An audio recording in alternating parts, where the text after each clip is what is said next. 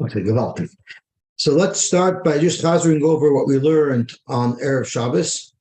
On Erev Shabbos, we learned about the shaila, if you can use afer, ashes, in lieu of afar.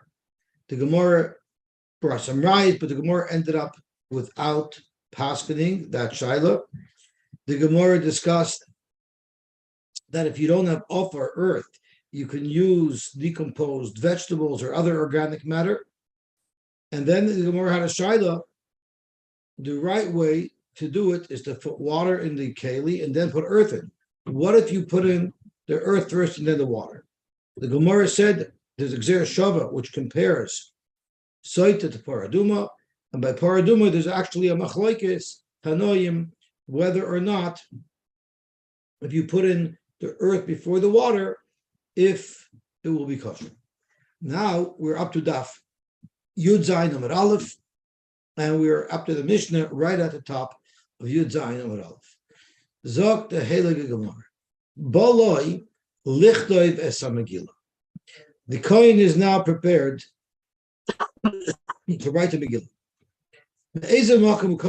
Where does he start writing from? So I think it's worth to bring up a chumash so that we can look at the parsha inside. It'll help us understand it better. So I'm going to try to bring up a chumash on my computer and see if we could do that.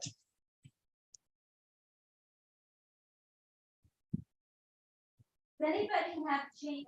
Let's see if we can find a chumash.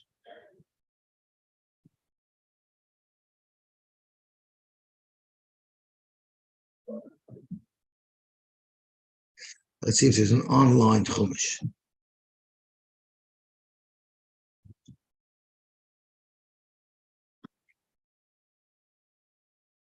Let's see.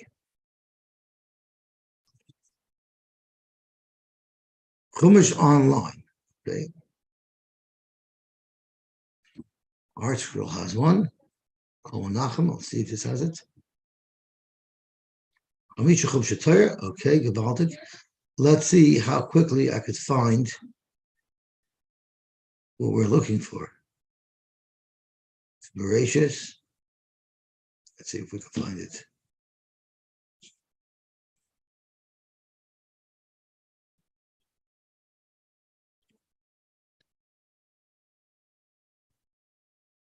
This is only voracious. This doesn't work. Let's see if we can find another chumash. The complete Tanakh from Chabad. I'm sure we'll find something here. So here we can see what we're looking for. We're looking for Torah. We're looking for Bamidbar. We're looking for Nosai. Let's see. Chapter Hey. This is Parashas.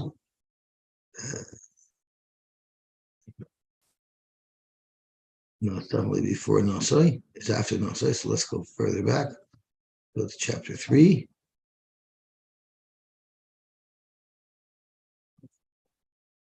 This is about Midbar still.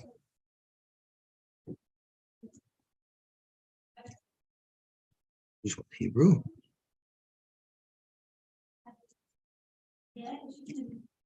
So I think we should go to Parak K. Parak K.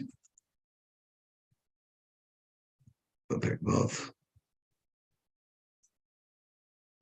Oh, this is Naziris. So it's going to be Parak K, which is Sotah.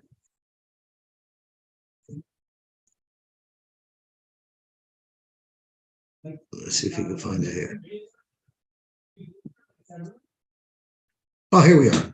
Let me just go to the Hebrew alone, so we'll see it looking better. Okay, here we go. Zok the Heilige Pasuk.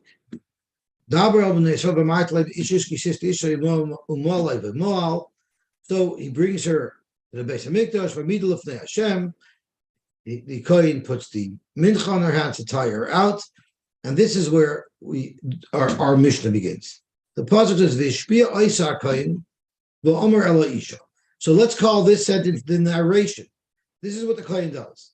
Now we're going to quote what the Kohen says. Im loy shachav ish oisach V'mloi satis tumatachas ishech hinaki mimei amorim hama'orim ha'ele. So this isn't really a klala. This is saying if you're innocent, you'll be naki. But this is the first thing that the Kohen says. So we start off with the narration, and then we have the first thing the Kohen says. Then the Kohen gets to the klala part where he's talking about if she is guilty. Yatki sat es tachas ishech v'chinit meis v'yite nish b'cha shevchostoi shevchaftoi b'mbalde ishech. Again, this is quoting with the Kohen. Then the pasuk goes back to narration. V'shbia hakohen is a isha v'shvua sa'ala v'amar hakohen la'isha. That's narration. That's not part of the klala. Now we're going to get back to the klala again. Yiten hashemoisach la'ala v'l'shvua b'sachamech v'seis Hashem esherechech noifeles v'sbitnech tzava uva'amayim ha'ma'orim ha'ele v'mayayich litzpois beten v'lantul yarech. And now back to the narration. V'amar ha'isha amen amen. So these are the psukim that we're going to be focusing on. So we're going to have the first shita in the Mishnah tells us that we ignore the narration.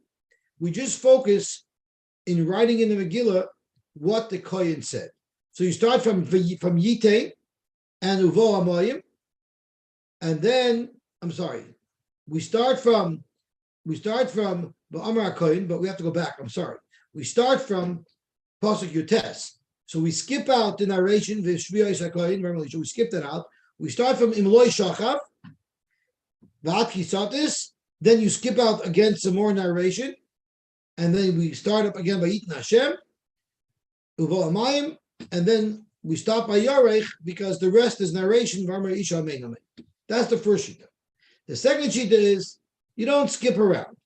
Once you start from Imloi Shachav, you go straight down to where it says V'amar Isha. So in other words, this piece of narration in the middle of Ishbia Kohen that you say. The third shita is, or Yehuda shita we'll see, is the bare minimum. All you say is you don't even say Imloi Shachav Ishaisach, because that's talking about if there was no chay. You start from Va'at Kisatis, you say Va'at Kisatis, and then you say Yitne Hashem Oisach La'ala, and that's it. So those are the three shitas. One sheet is you say everything, or not say, you write everything. One sheet is you write everything besides the narration, and the third sheet is you only write the klala part. With that, let's go back into the Gemara. So the first sheet is Meve'im loy shachav ish, and then Va'at kisat is tachas ishech, and then you skip out the middle narration, Ve'ina kosev ishbia kohen es isha, and then you start writing again, V'kosev yitna Hashem oischa la'olo l'shvua, uva amayim ha'ma'orim ha'elu b'mayayich, latzbois boten v'lantul yarech. But the Eina Kosev, you don't write again the narration, V'amar Isha Amen Amen. That was the sheet of Reb Meir, the Tanakama in our Mishnah. Rabbi Yosy Omer, Lo hayom mafsek. Once you start, you write everything, even the narration, up until V'amar Isha Amen Amen. And Rabbi Yehuda, as we know, he always likes speaking concise. Even Rabbi Yehuda in the Haggadah, Hayinosim B'Shemanim, Simonim, the Tzachadash Vachav, keep it short. So Rabbi Yehuda said, if you don't write the whole thing, all you write is Yitin Hashemoisach la'ala u'l'shvua u'va'amayim ha'morim ha'el b'mayayich, and you stop there. Ve'ena kosev v'amar Isha amen amen. You only start from Yitin, only the actual klala itself, not even the part where it says if you sin, just the klala itself. So Rabbi Yehuda always goes with the shortest. There's a famous vart they say that Rabbi Yehuda was always the Rosh HaMedabrim. He was always the first speaker that they were mechaber to speak. You know why? Because Rabbi Yehuda kept his speeches very short and very concise. And you see that's consistent here as well. He keeps it to a minimum. So Zok Gemara, we have a three-way machlokes. B'mai kamiflagi. What is this three-way machlokes as to what you write in this Megillah? Now, before I say this, I want to add another important piece of information, is that we learned earlier in the parak that Rabbi Yehuda held you only need a revius of water. Why do you need such a small amount of water? He says because there is a very little parsha that has to be washed out with the water. So you don't need that much water to wash out only a couple of psukim, which is the minimal amount that Rabbi Yehuda says you write in this Megillah. So Zoktimur Bahai Krokamif. They're arguing in how to understand the pasuk that's right after these psukim that we read. Let's go back for a minute to see that pasuk that we're going to darshan. So after the pasuk talks about what we're mashpira with, then there's a small pasuk Chav Gimel.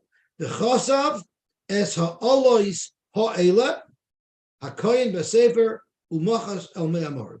So the key words are b'chasav es ha'alois ha'ela. That's what the homachlekes is going to be. How to darshan this pasuk. So let's have a look. Zok tehila gigamah. The chasav es ha'alois ha'ela hakoyin b'sefer. Reb Meir our Tanakama held alois means alois mamish, which are that if you did sin, then yitna Hashem Yisrael la'alol shvua. Ha'alois, the hay of alois, adds something in addition to the base alois, and that is l'rabois klalois habois machmas brachos. The first thing that's listed is in loisotis. If you didn't sin, hinaki, you will be clean. From there, we can infer that if you did sin, you're going to have trouble.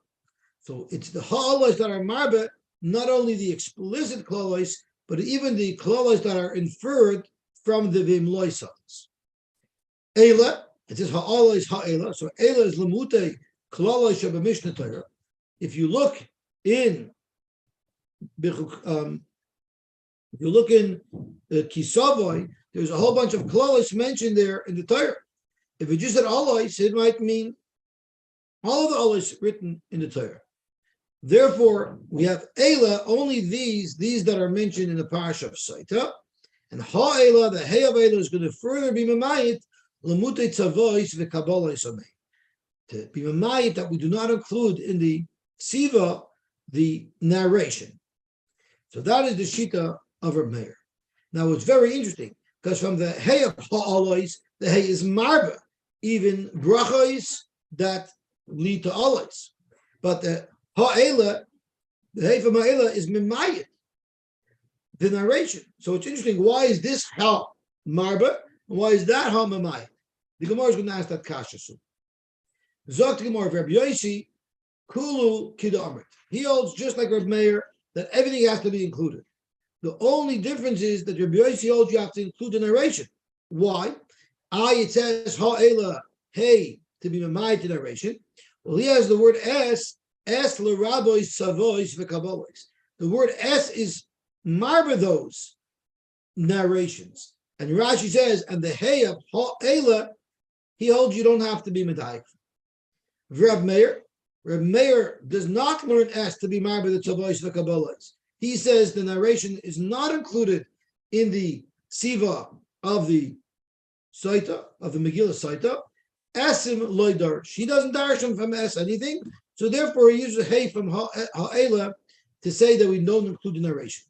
Rabbi Yehuda, kulu b'miyah darshlu.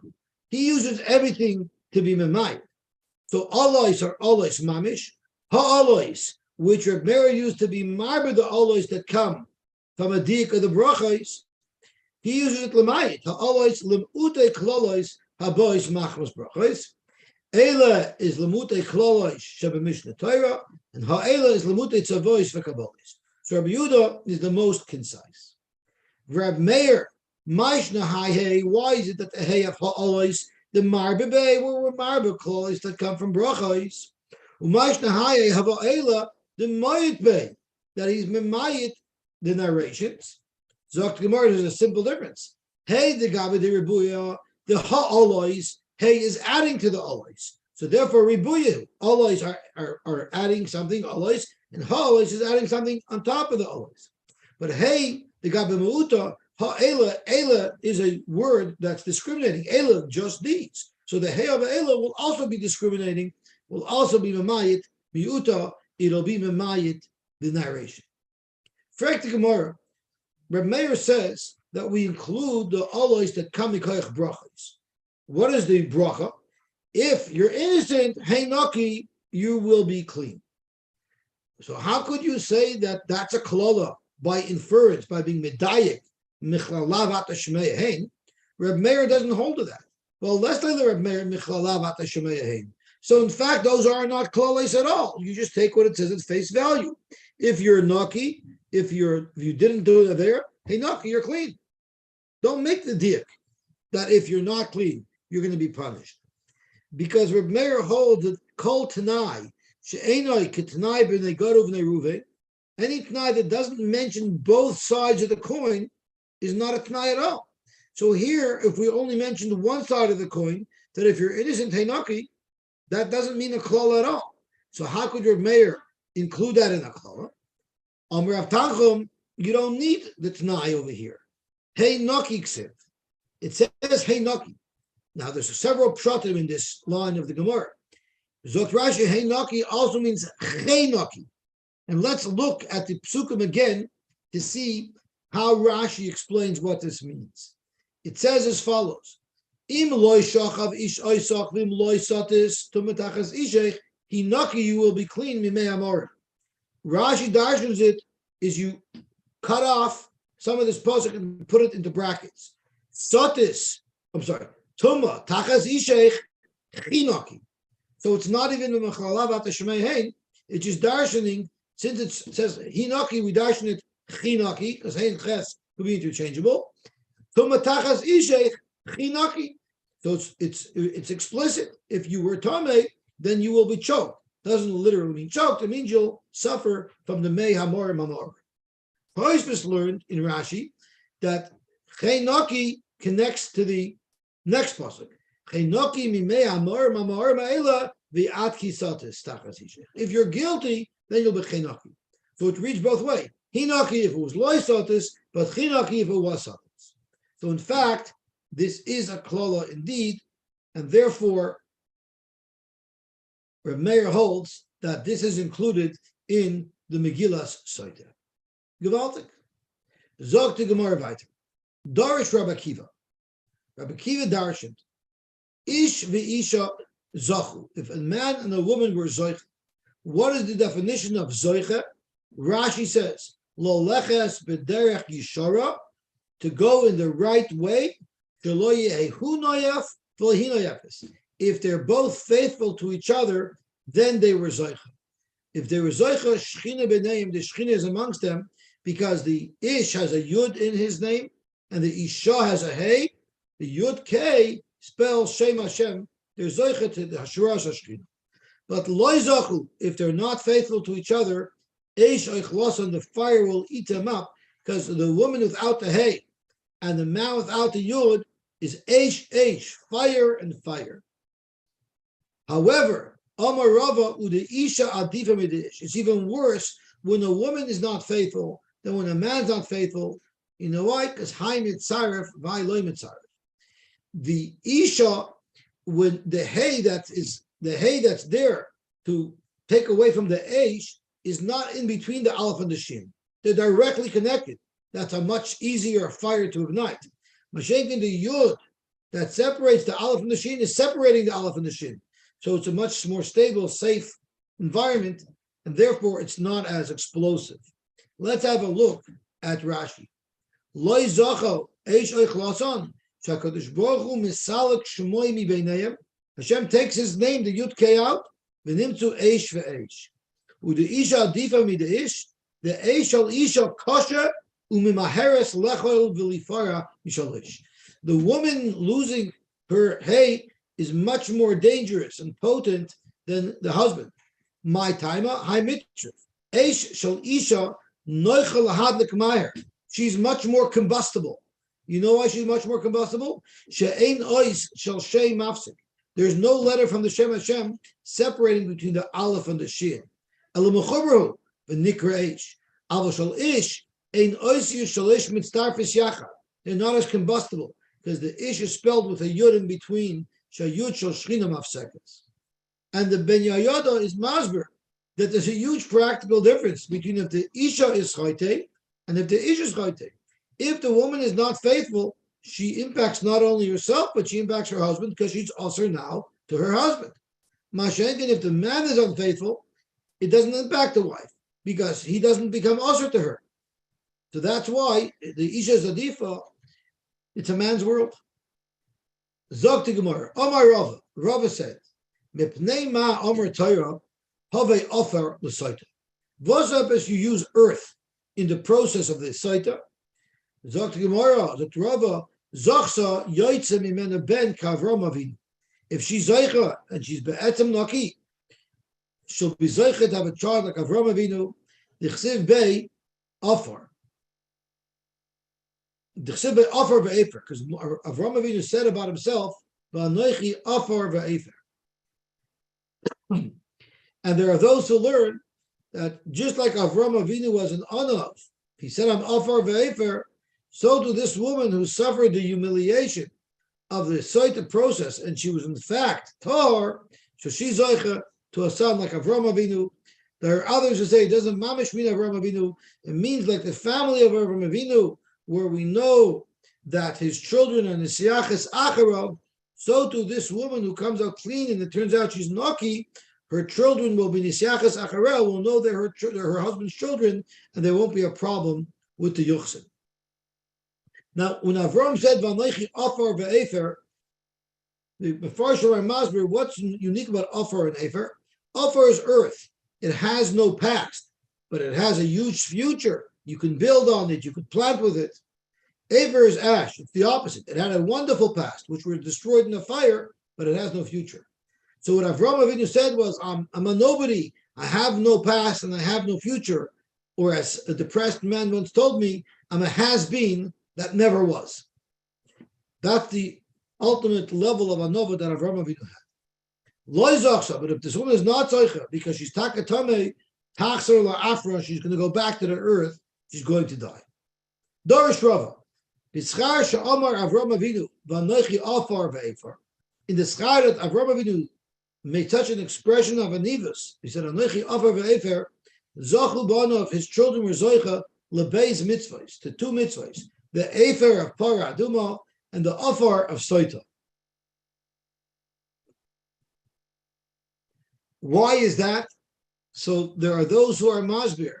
The efer of para aduma, letting efer means I have a past but no future. My future is not connected to my past.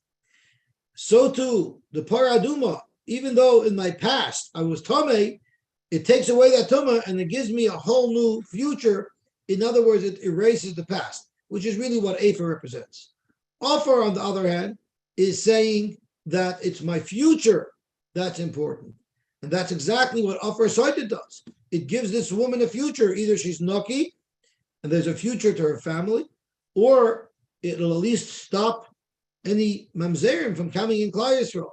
So therefore, it deals with the future. Gewaltig. Correct Gemara, is there only one mitzvah with offer? Well, Yikanami offer kisu adam. Why don't we say that in the schus of Avram Avinu saying v'anoichi offer, he was zoichet to the mitzvah of kisu adam? So tomorrow because hasam hechsher mitzvah. There's a mitzvah to do kisu adam, but we don't have any benefit from it because the meat is mutter to eat. If you shech the chicken and kisu adam wasn't made, so you weren't mekayim that mitzvah, but the chicken can still be eaten. Hano leka. Mashenkin, from Soita and from Paraduma we have Ano. And let's see what those are. Zok tehelig Rashi, Hano leka, veinza kibul schar. Just the fact that we have a mitzvah is not kibul schar. Aval yeshkan Hano b'Soita, but by Soita there's Hano, either losei shalom, to create shalom between ish v'ishtoi, or if she is guilty, v'shalayar b'mamzer b'Yisrael l'mzayni. And v'im niksa, if she's clean, v'nizra zara. A, she'll have healthy children. B, umavatelas las me'al baneh, it'll stop people from speaking ill of her children, that they're illegitimate. And the Efer of the Parah has also benefits. The Tyron, it makes us Torah to allow us to enjoy karbonos. And the Lazakes is Yisrael Maisa Egel. The Parah Aduma is Mechaper on the Maisa Egel. And therefore there's a benefit. And that's why we say that in the Schar of Ofar Ve'efer, the two mitzvahs that Avram's children were Zoicha to was Ofar Soita and Efer Parah Aduma. Dorish Rava.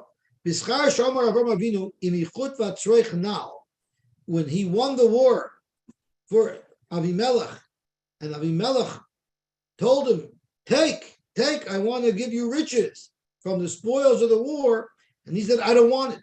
He said, I don't want to take so much as a shoelace.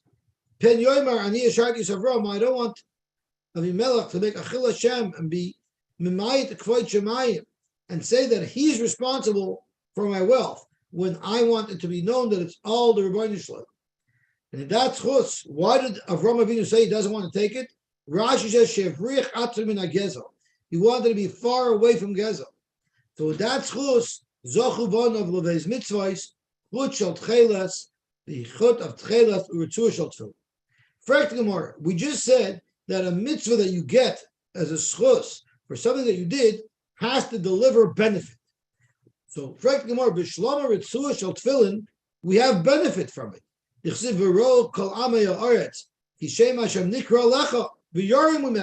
We're going to get respect from wearing tefillin. We're going to get respect from the nations of the world, fear and respect. And how do we know this pasuk is referring to tefillin? It's referring to tefillin shabarosh. So there's a huge benefit in the Shrei Chanal. What benefit do we have from tchelas of the tzitzis? Mahi. So tomorrow, very simple. So Rashi, we're going to be zoicha that if you are mekayim the mitzvah of tzitzis of Rashi, it's ki'ilu hikpil penei hashchina. It's as if you did kabbalah shchina. How is that? The Tanya Hayer Rab Meir Eimer manishtan tchelas mikol mini tzavonim. Vosepis tchelas is what was picked by the Rebbeinu Shalom for our tzitzis. Zok Reb Meir, Chelas doimel yam. Chelas looks like the ocean. The yam doimel rekia, and the ocean looks like the heaven. Rekia doimel kisei hakovid, and the heaven looks like the kisei hakovid. So the other parts we know, but we don't know what the kisei hakovid looks like. So how do we know the kisei looks like the rekia looks like the kisei hakovid?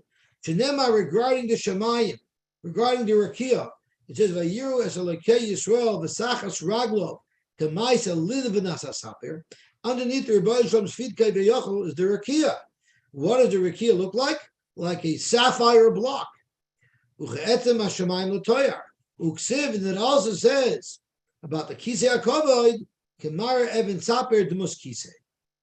So Rashi asks, why do you have to say tchelos is doimel yam and the yam is doimel rakia? Why don't it chelet is doimel rekia directly? So Tosfos says because the cheles loy domi l'rekia kolkach. Cheles has a much stronger resemblance to the yam than to the rekia. Ela doime l'doime. It's similar to the yam that's doime to the rekia. K'moy cheles doime l'mare hayam.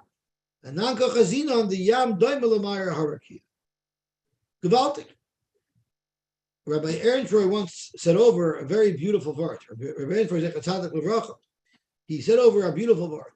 He said, B'derech Melitza. He said, Vos epis, we were zoichet et cheles because of what Avram Avinu said in Nechut Vatzrei Chanal. Teretz is, if he would take a mere shoelace, if Avram would take a mere shoelace from Avimelech, who in their right mind would suggest that that would be the source of Avram Avinu's vast wealth? It's so far-fetched that someone would even consider making such a connection. Yet Avram was so concerned about Kavod HaShechina, he didn't even want to take a chance of such a far-fetched cheshbon. So the Rebbeinu Shalom told him, you make far-fetched cheshbonish for Kvot Shemayim. I'm going to give you a far-fetched mitzvah, that there's a far-fetched chain of comparisons that leads to you being the Kabul Pnei HaShechina. Gewaltig. Zok the Heilige Mishnah weiter. Eine Kosher, what are you allowed to write this Megillah Sotah? So Eine Kosher Lo Hallelujah. You cannot write it on the board. You can have a vegetable board, you can have a meat board, a cheese board, but you cannot have a Sotah board. You can't write it on plain paper. You cannot write it on diphthera. Diphthera is partially processed, but not fully processed parchment. And we'll see in a minute what that is. I'm just going to turn the daf over.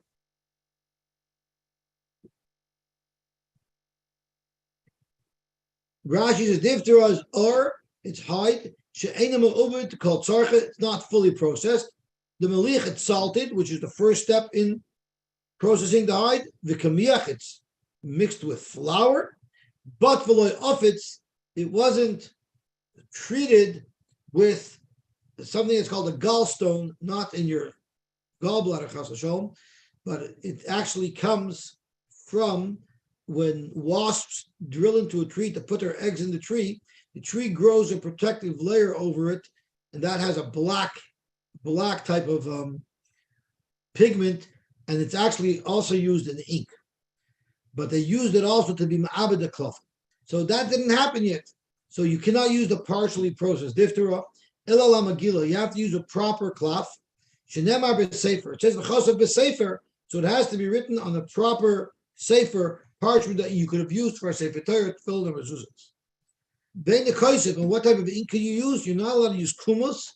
These are different types of inks that get absorbed into the parchment, and therefore you won't be able to erase it well when you pour the water over it. Any ink that sets in that you cannot wash out, that's not allowed. Only the yoy, which you could actually wash it off with water when it's wet, of course. The way the Megillah's process is you pour water over it and you wash off the letters. It has to be ksav that you could. If there's going to be some absorbed ink, you could never make a proper umacha, and therefore that's not good for the Sotah process.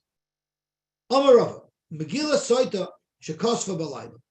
Since we're comparing the Megillah Sotah to a sefer, well, could you write it at night? Zokrava psula, you can't, because you cannot write a sefer Torah by night. My timer. Asya Torah. I have to correct myself. That's absolutely wrong what I said. It has nothing to do with the fact that you cannot write a sefer Torah at night. It's a completely different limud. It's because we learn Torah, the word Torah that's stated by Sotah, from the word Torah that's discussing the Sanhedrin paskening. Referring to Sotah.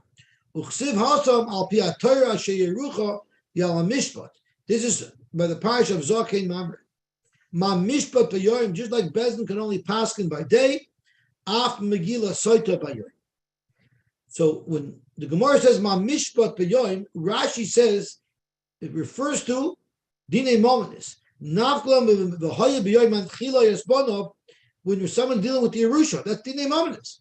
Tosfos says dinei momenis, although the Torah has to start by day, it could extend into the night and can be concluded at night. But the Sotah, the Megillah, the Sotah has to be written only by day. And therefore, Tosfos says, Ma Mishpat is not referring to the pasuk that Rashi brings down. Rather, it's referring to the Mishpat of Dinei Nefashos, which has to not only be started by day, but it has to be concluded by day as well. The Valtik. Zog to Gemara Vayter. What if you wrote it backwards? So Rashi says he either wrote the whole parasha backwards, meaning he wrote the last word first and then the second to the last word, or even if only one word was out of order, but the words are out of order, psula, it's possible. Why? You need to write it this way, you need to write it exactly as it's written in the Torah. What happens if it's kasva kodim shetekabel aleh shvua psula? If you wrote the Megillah before the kohen was mashpia, it'll be possible shenema v'shpia v'acher kach v'kasav. And let's go back and look at the psukim inside so we can see it quite clearly. Here it goes through v'shpia oisa kohen. He goes through the whole shvua, and only after that it says v'kasav es ha'olos eila. So chronologically, the writing has to be after the kohen was already mashpia. Okay, Gavaltik. Kasva Igeris. What if you wrote it Igeris, which Rashi says below sirtut, without the line scraped into the klaf? Tula, it will be possible because Basefer Omer Achmon. The Torah said it has to be Basefer, and Rashi says Allah Halomosh Messinai Shasvorim Tzrichet Sirtut. Svarim need Sirtut. Freg Tosh a bomba de Kasha. Why do I need this Allah Halomosh Messinai? That's Svarim Tzrichet Sirtut. There's a halacha that you're not allowed to write psukim without sirtut, either 3 words or 4 words, but you're not allowed to write psukim without sirtut. So the reason why you need sirtut by the Sivas and Megillah of Sotah is because you're not allowed to write it without sirtut. So Tosfos answers very simply. Tosfos says, yes, you're not allowed to. Well, we want to know if it's going to work. Let's say someone illegally wrote the Megillah Sotah without sirtut. Is it going to work or not? Will it be boidiker? Dr. Rashi, it's not called a sefer because Allah Moshe Sinai, a sefer needs sirtut, and in fact it wouldn't work. And based on this, Tosfos wants to know: are you allowed to write psukim? Are you allowed to write psukim? Because we're learning here that you're not allowed to write 3 words, 3 consecutive words of a pasuk without sirtut. People write psukim all the time. So let's just skip down to the third to the last line in Tosfos, in this very big Tosfos, the third to the last line of the big Tosfos, which is the second last Tosfos on the Amud. And Tosfos writes, Matzasi b'Tosfos Rabbeinu Yava, I don't know who this is, but Meseches Gittin, Shemaiti, I heard me Rabbi Elio Tzarfrasi, from the French Rabbi Elio, Shaya Omer, Mashanu Kosin b'Chsavim b'Lo Sirtut, that we reference psukim in our letters without sirtut, lekal amechish. There's no need to be concerned about it. The like of svina l'shem pasuk, we're not even writing psukim l'shem pasuk. We're just using lashon of Tanakh to express ourselves. For instance, if someone wants to write that I'm going to cut my nose to spite my face, he'll use the words of Shimshon, Thomas Nafshi, implicit. So that's not writing a pasuk. That's just expressing yourself using the words of Navi. That's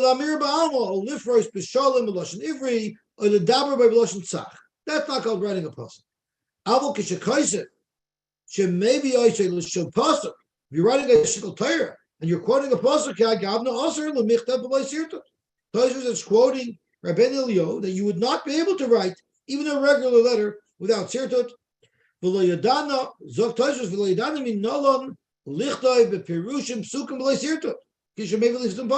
I don't know how people write svarim in different Torah. I don't know how they do it without sirtut. So there's a big machlekes Rishonim about this. First of all, there's one Rishon who holds that this is only if you write ksav ashuras. But if you write your regular script, you for sure don't need sirtut. There's other Rishonim who learn that's only if you're trying to write a sefer. But if you're just doing it to learn, you're not trying to write a sefer, then it's also not a problem. And it's Torah Ba'alei Malam says it's really toil in 2 svaras. Is the din sirtut a din in ksiva you're not allowed to write without sirtut, or is a din in the cover of a sefer? In order for a sefer to be nice, it has to be written with sirtut. If you hold just a din in a sefer, so then when you're writing it just for a letter or to write a shikol Torah, then there wouldn't be a problem at all. So you have that smach to be matir, and you also have the smach that if you're not writing lashon shuris, it's mutter as well. Halacha l'maisa I can't say, but it's a very interesting shaila if you're allowed to write psukim without sirtut. And with that, we will stop. I want to wish everybody a good tavach, a mazel tov, Be'ez Hashem. We will